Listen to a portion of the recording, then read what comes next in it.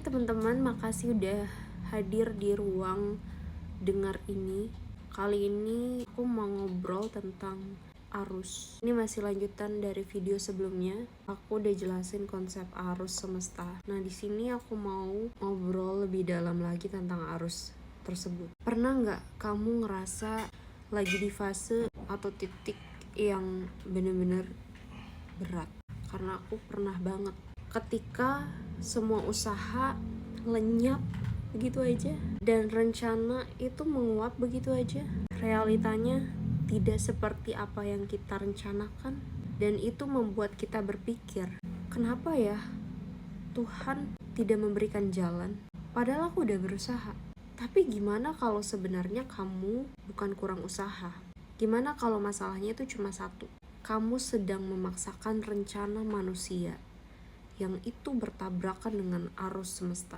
Sejak kecil kita diajarin bahwa kita harus punya cita-cita, kita harus punya mimpi, kita harus tahu 5 tahun ke depan kita mau jadi apa. Dan itu gak salah sama sekali. Rencana itu penting, karena itu kita tahu mau kita apa. Tapi yang kita lupa adalah sebenarnya rencana yang kita buat itu basisnya apa, basicnya apa, akarnya dari apa. Karena biasanya rencana itu datang dari kumpulan pengalaman masa lalu, rasa-rasa masa lalu, keinginan masa lalu, dan itu lahir dari keterbatasan pikiran kita saat itu. Dan sementara arus kehidupan, arus semesta itu membawa informasi yang fresh, informasi masa depan yang kita tidak tahu, no idea. Makanya sering kali kalau kita terlalu memaksakan rencana kita, hidup jadi seakan berat. Kalau mau jujur, banyak rencana hidup muncul dari rasa takut.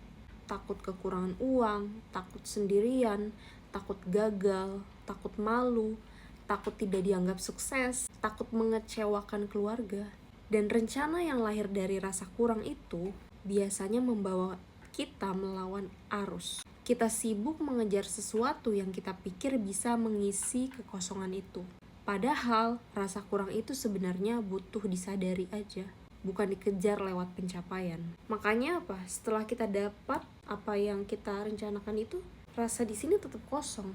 Karena sumber dari action kita itu fear, bukan kesadaran, melainkan rasa takut. Seringkali keinginan itu lahir dari kekurangan, dan keputusan kita lahir dari kesadaran. Contoh, aku ingin aku bahagia. Itu adalah keinginan kan? Berarti saat itu kita tidak bahagia dong. Itu adalah contoh keinginan dari kekurangan. Nah, kalau keputusan, itu contohnya gini. Aku memilih bahagia. So, itu adalah datang dari hati, keputusan. Jadi kalau misalnya kita ingin, kita seakan chase, mengejar. Tapi kalau keputusan hadir, mengalir. Keinginan kalau tidak tercapai, kita akan kecewa. Tapi keputusan itu intention, kita akan mengikuti. Jika kita terus memaksa rencana yang kita buat untuk terjadi, kita bakal merasa dikejar-kejar, merasa gagal. Kita seolah lupa seringkali rencana kita itu tidak berjalan karena ada sesuatu di baliknya.